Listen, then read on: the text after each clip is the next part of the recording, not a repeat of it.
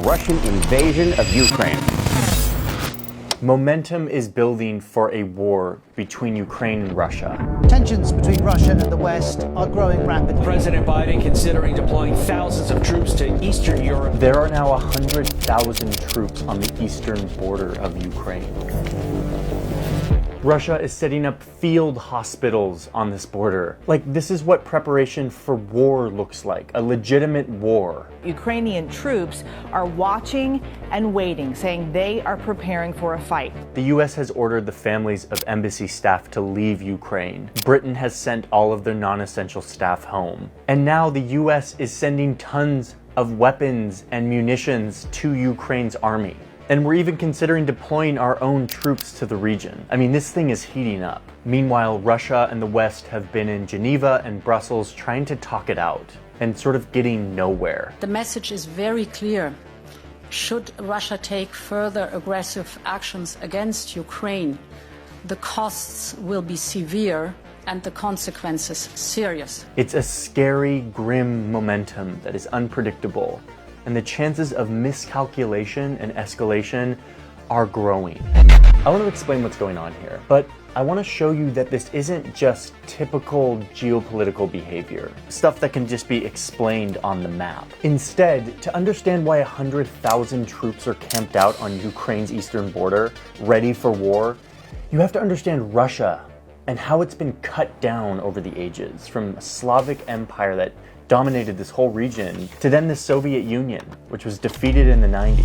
And what you really have to understand here is how that history is transposed onto the brain of one man, this guy, Vladimir Putin. This is a story about regional domination and struggles between big powers, but really, it's the story about what Vladimir Putin really wants. Russian troops moving swiftly to take control of military bases in Crimea. Russia is amassing more than 100,000 troops and a lot of military hardware at the border with Ukraine.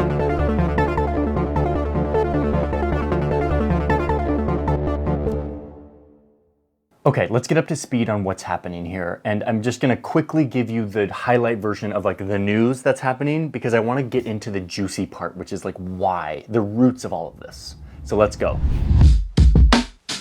A few months ago, Russia started sending more and more troops to this border. It's this massive border between Ukraine and Russia. They said they were doing a military exercise, but the rest of the world was like, yeah, we totally believe you, Russia. This was right before this big meeting where North American and European countries were coming together to talk about a lot of different things, like these countries often do in these diplomatic summits. But soon, because of Russia's aggressive behavior coming in and setting up 100,000 troops on the border with Ukraine, the entire summit turned into a whole WTF Russia, what are you doing on the border of Ukraine meeting. Before the meeting, Putin comes out and says, listen, I have some demands for the West. And everyone's like, okay, Russia, what are your demands? You know, we have like COVID-19 right now, and like that's like surging. So like, we don't need your like bluster about what your demands are. And Putin's like, no, here's my list of demands. Putin's demands for the summit were this. Number one, that NATO, which is this big military alliance between US, Canada, and Europe, stop expanding, meaning they don't let any new members in, okay? So Russia's like, no more new members to your like cool military club that I don't like. You can't have any more members. Number two, that NATO withdraw all of their troops from anywhere in Eastern Europe. Basically, Putin is saying, I can veto any military cooperation or troops going between countries that have to do with Eastern Europe, the place that used to be the Soviet Union, okay? And number three, Putin demands that America vow not to protect its allies in Eastern Europe with nuclear weapons. LOL, said all of the other countries. You're literally nuts, Vladimir Putin. Like, these are the most ridiculous demands ever. But there he is, Putin, with these demands, these very, very aggressive demands. And he sort of is implying that if his demands aren't met, he's going to invade Ukraine. I mean, it doesn't work like this. This is not how international relations work. You don't just show up and say, like, I'm not going to allow other countries to join your alliance because it makes me feel uncomfortable. But what I love about this list of demands from Vladimir Putin for this summit is that it gives us a clue on what Vladimir Putin really wants, what he's after here. You read them closely and you can grasp his intentions. But to grasp those intentions, you have to understand what NATO is and what Russia and Ukraine used to be.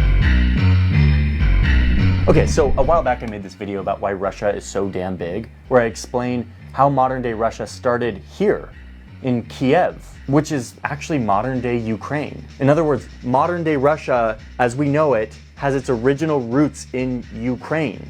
These places grew up together, and they eventually became a part of the same mega empire called the Soviet Union. They were deeply intertwined, not just in their history and their culture, but also in their economy and their politics. So it's after World War II, it's like the 50s, 60s, 70s, and NATO was formed, the North Atlantic Treaty Organization. This was a military alliance between all of these countries that was meant to sort of deter the Soviet Union from expanding and taking over the world. But, as we all know, the Soviet Union, which was Russia and all of these other countries, collapsed in 1991. And all of these Soviet republics, including Ukraine, became independent, meaning they were not now a part of one big block of countries anymore.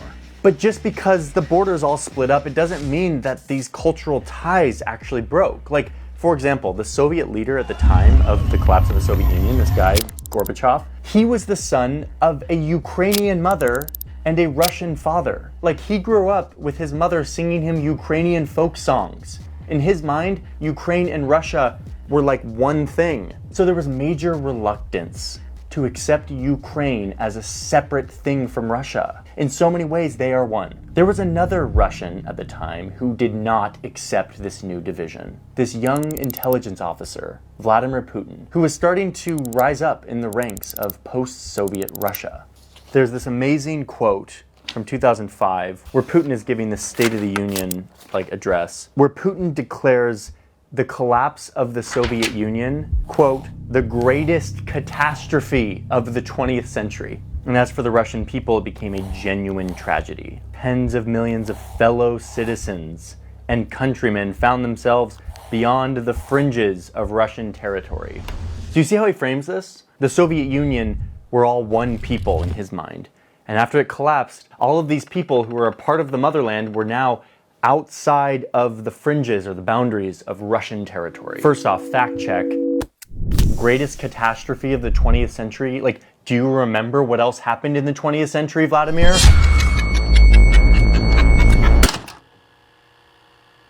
Putin's worry about the collapse of this one people starts to get way worse when the West, his enemy, starts showing up to his neighborhood, to all these ex-Soviet countries that are now independent. The West starts selling their ideology of democracy and capitalism and inviting them to join their military alliance called NATO. And guess what?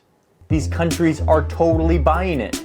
All these ex-Soviet countries are now joining NATO, and some of them the EU, and Putin is hating this. He's like, not only did the Soviet Union divide and all of these people are now outside of the Russia motherland, but now they're being persuaded by the West to join their military alliance. This is terrible news.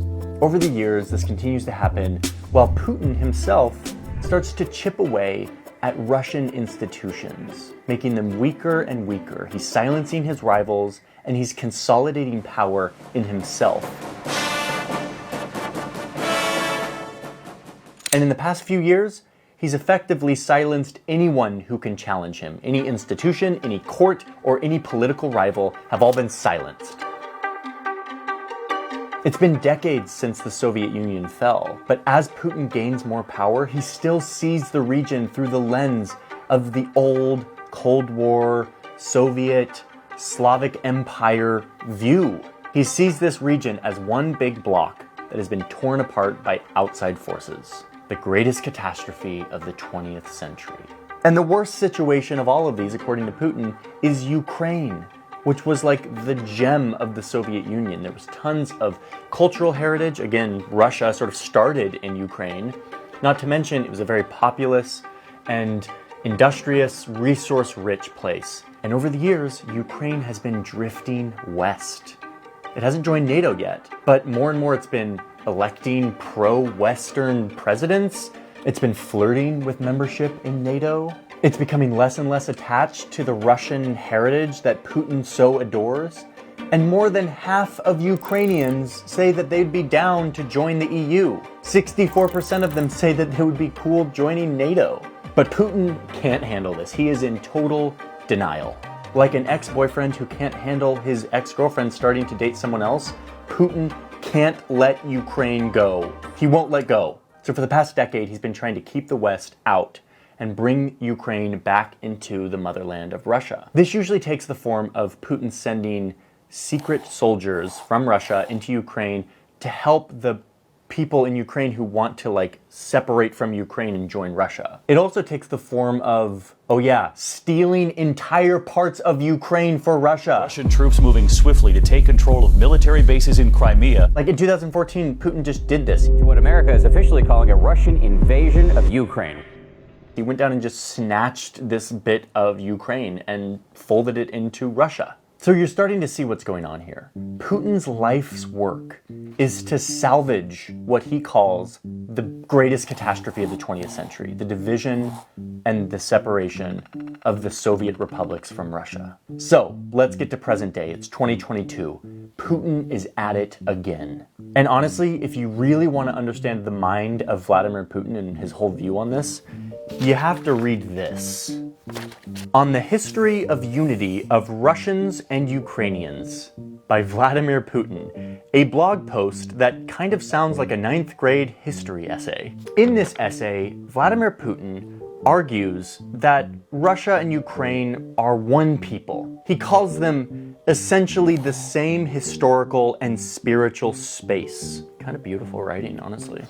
Anyway, he argues that the division between the two countries is due to, quote, a deliberate effort by those forces that have always sought to undermine our unity. And that the formula they use, these outside forces, is a classic one: divide and rule. And then he launches into this super in-depth, 10-page argument as to every single historical beat of Ukraine and Russia's history to make this argument that this is one people and the division is totally because of outside powers, i.e. the West. Okay, but listen, there's this moment at the end of the post that actually kind of hit me in a big way. He says this: just have a look at Austria and Germany, or the US and Canada, how they live next to each other. Close in ethnic composition, culture, and in fact sharing one language, they remain sovereign states with their own interests, with their own foreign policy, but this does not prevent them from the closest integration or allied relations. They have very conditional, transparent borders, and when crossing them, citizens feel at home. They create families, study, work, do business. Incidentally, so do millions of those born in Ukraine who now live in Russia. We see them as our own close people. I mean, listen, I'm not in support of what Putin is doing, but that's a pretty solid, analogy. If China suddenly showed up and started, coaxing Canada into being a part of its alliance, I would be a little bit what's going on here? That's what Putin feels. And so I kind of get what he means there. There's a deep heritage and connection between these people, and he's seen that falter and dissolve, and he doesn't like it. He clearly genuinely feels a brotherhood and this deep heritage connection with the people of Ukraine. Okay, Putin, I get it. Your essay is compelling there at the end. You're clearly very smart and well-read. But this does not justify what you've been up to, okay? It doesn't justify sending 100,000 troops to the border, or sending cyber soldiers to sabotage the Ukrainian government, or annexing territory, fueling a conflict that has killed tens of thousands of people in eastern Ukraine. No. okay? No matter how much affection you feel for Ukrainian heritage and its connection to Russia, this is not okay. Again, it's like the boyfriend who genuinely loves his girlfriend. They had a great relationship, but they broke up. And she's free to see whomever she wants. But Putin is not ready to let go. What the hell's wrong with you? I love you, Jessica. What the hell is wrong with you, dude? Don't fucking touch me. I love you. World star. Putin has constructed his own reality here, one in which Ukraine is actually being controlled by shadowy Western forces who are holding the people of Ukraine hostage. And if that he invades, it'll be a swift victory because Ukrainians will accept him with open arms, the great liberator. Like, this guy's a total romantic. He's a history buff and a romantic, and he has a hill to die on here. And it is liberating the people who've been taken from the Russian motherland. Kind of like the abusive boyfriend who's like, she actually really loves me, but it's her annoying friends who are planting all these ideas in her head. That's why she broke up with me. And it's like, no, dude, she's over you. What the hell's wrong with you? I love you, Jessica. I mean, maybe this video should be called Putin is just like your abusive ex-boyfriend. What the hell's wrong with you? I love you, Jessica. What's wrong with you? Okay, so where does this leave us? It's 2022. Putin is showing up to these meetings in Europe to tell them where he stands. He says, NATO, you cannot expand anymore. No new members, and you need to withdraw all your troops from Eastern Europe, my neighborhood. He knows these demands will never be accepted because they're ludicrous, but what he's doing is showing a false effort to say, well, we tried to negotiate with the West, but they didn't want to, hence giving a little bit more justification to a Russian invasion. So, will Russia invade? Is there war coming? Maybe. It's impossible to know because it's all inside of the head of this guy. But if I were to make the best argument that war is not coming tomorrow, I would look at a few things. Number one, war in Ukraine would be incredibly costly for Vladimir Putin. Russia has a far superior army to Ukraine's, but still Ukraine has a very good army that is supported by the West and would give Putin a pretty bad bloody nose in any invasion. Controlling territory in Ukraine would be very hard. Ukraine is a giant country.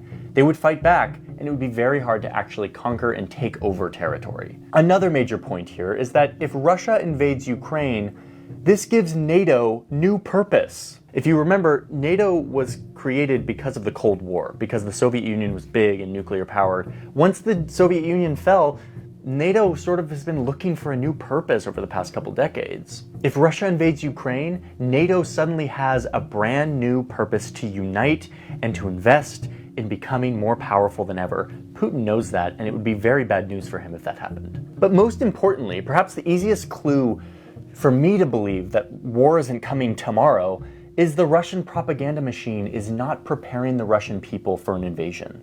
In 2014, when Russia was about to invade and take over Crimea, this part of Ukraine, there was a barrage of state propaganda that prepared the Russian people that this was a justified attack. So when it happened, it wasn't a surprise and it felt very normal. That isn't happening right now in Russia, at least for now. It may start happening tomorrow, but for now, I think Putin is showing up to the border, flexing his muscles, and showing the West that he is earnest. I'm not sure that he's going to invade tomorrow, but he very well could. I mean, read the guy's blog post and you'll realize that he is a romantic about this. He is incredibly idealistic about the glory days of the Slavic empires, and he wants to get it back. So there is dangerous momentum towards war. And the way war works is even a small little fight can turn into the other guy doing something bigger and crazier, and then the other person has to respond with something a little bit bigger. That's called escalation. And there's not really a ceiling to how much that momentum can spin out of control. That is why it's so scary when two nuclear countries go to war with each other, because there's kind of no ceiling. So yeah, it's dangerous. This is scary. I'm not sure what happens next here, but the best we can do is keep an eye on this. At least for now, we better understand what Putin really wants out of all of this. Thanks for watching.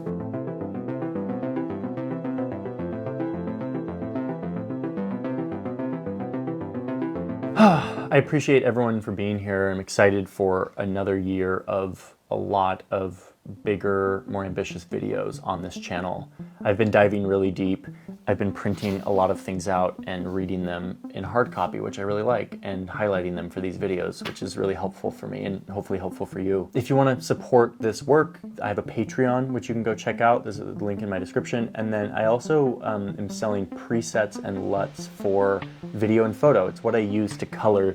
This screen right now is being colored by a LUT, which is a color profile that you can put on your video to make it look pretty. This is what it looks like without the LUT. Hi. And this is what it looks like with the LUT. It's a lot better, and I have quite a few of them that we've been working on for probably over 1.5 years with a professional colorist. It's now out and for sale. I also have them for photos as well. Thank you all for being here, and I'll see you in the next video.